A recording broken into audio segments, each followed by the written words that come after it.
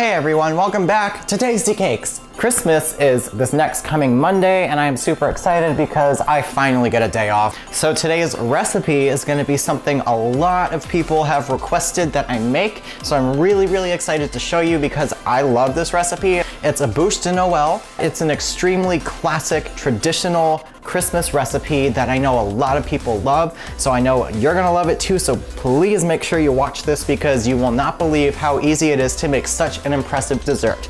The first thing you need to do here is preheat your oven to 375 degrees.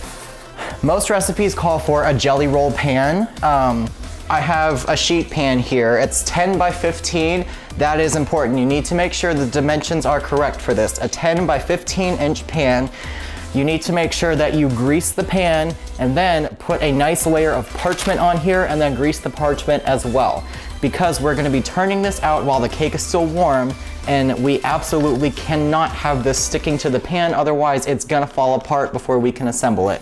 The first step for this is in a stand mixer. I have 6 egg yolks that I have put with a half a cup of granulated sugar. You're going to beat this on medium-high speed for 3 to 4 minutes until it gets really thick, pale, and yellow. So once that's to that point, I will show you guys what it looks like.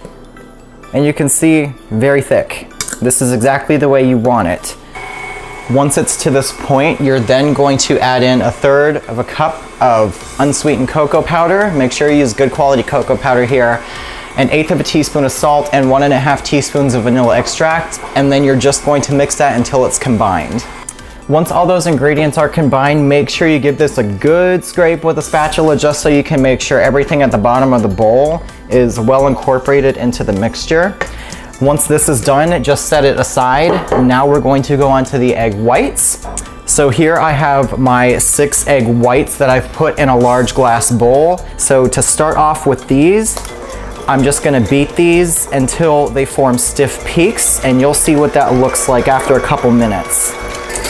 If you ever see a recipe like this one call for egg whites beaten to a stiff peak, this is what a stiff peak is.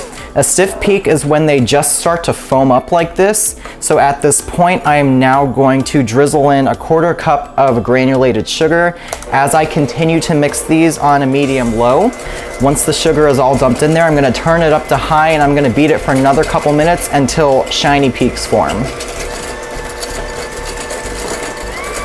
You don't want it to get too glossy because that's when you get into more of a meringue consistency.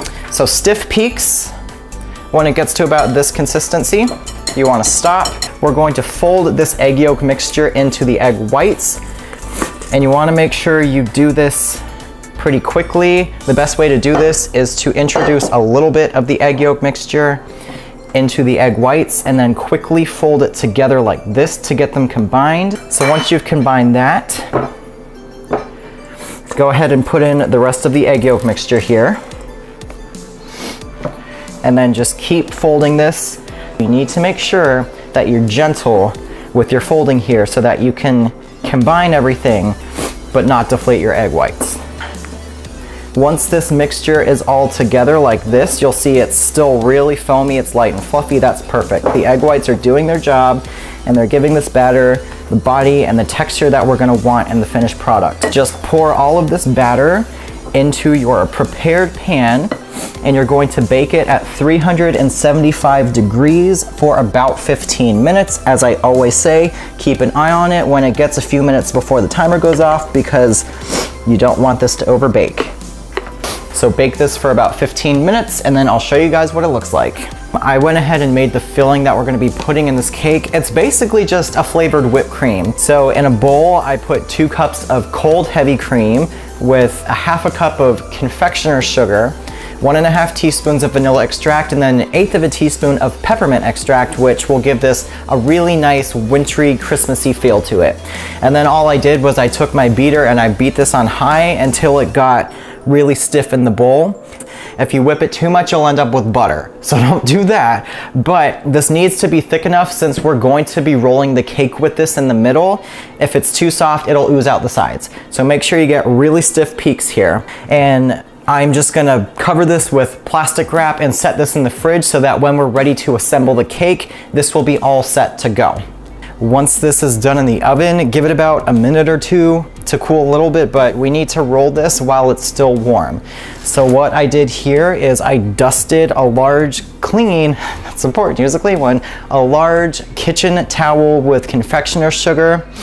Now what I'm gonna do is I'm going to invert this. I've also put it on top of a cooling rack so that it's nice and flat onto my pan there. And then we are quickly going to flip this back over. Because this pan is still warm, make sure you have protection on your hands. Always use protection, please. Also, while you grease the parchment so that you can easily peel it off here.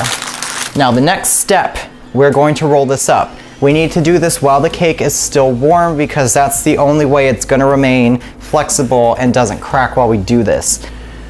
Start rolling our cake like this. You want to let your cake cool on a cooling rack like this for about 30 to 45 minutes. Then once it's cool enough, we're gonna unroll it, we're gonna put the filling in it, roll it back up and decorate it. So we are back, and yes, I changed my shirt. And this cooled while it was rolled up for about 45 minutes, and all I did was simply unroll it. Now what I'm going to do is I'm going to transfer my cake layer here onto my little platter, which is how I'm going to be serving it. So I'm just going to spread this whipped filling. You don't want to put too thick of a layer of this filling in here because if you do, once we roll it, it's just gonna ooze out the edges. And then simply just take the edge of the cake and roll it up here. And once you have rolled it together like this, I'm going to simply put the seam side down on the middle of my platter here so that we get a nice neat finish. So once we're at this point, I'm gonna go ahead and get our chocolate ganache going, and then we will be all set to decorate. Surprise, I changed again. What I just did now is I took a knife and I cut the two ends just like a quarter of an inch. The smallest amount I could so that these ends are completely straight and even. So everything I have here, I took the rest of the cream filling that we put in the middle here, and I put about a teaspoon of cocoa powder into it, mixed it together so it would be a nice brown color. I'm going to pipe this on the outside of the log here. And then on top of that, I did a white chocolate ganache. It was just equal parts heavy cream and white chocolate that I did on a double boiler until it was melted. And then I just threw some green food dye in there to make it really nice and green. I have some really nice wintry sprinkles here that is gonna make it glisten and pop out a little even more. And then to top it all off, I'm gonna be dusting confectioner's sugar on it because I just wanna put everything on there. I have this really cool little razor edge tip, perfect. So now I'm going to drizzle over my green white chocolate ganache.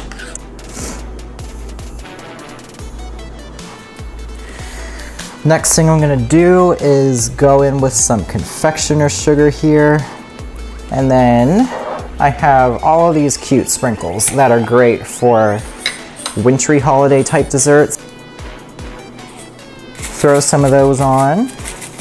Go and make this for your family. If you want this to be your Christmas dessert, it is outstanding. It's delicious. Thank you guys so much, as always, for tuning in today. I hope you have a very, very Merry Christmas. Spread the holiday cheer and spread the love, and of course, spread the tastiness because everybody needs tastiness in their lives. Don't forget to subscribe to my channel. The button's gonna be right here. It's gonna appear in just a few seconds. And of course, check out the other videos on my channel. They're gonna teach you a lot of other great recipes and techniques that are really gonna enhance your kitchen experience. Don't forget to like and comment on this video as well. And if you like this and think other people will like it as well, go ahead and share. I will be back next Friday with another episode of Tasty Cakes where I give you guys another recipe and of course, a new level of tastiness. Thank you so much, and I'll see you next time.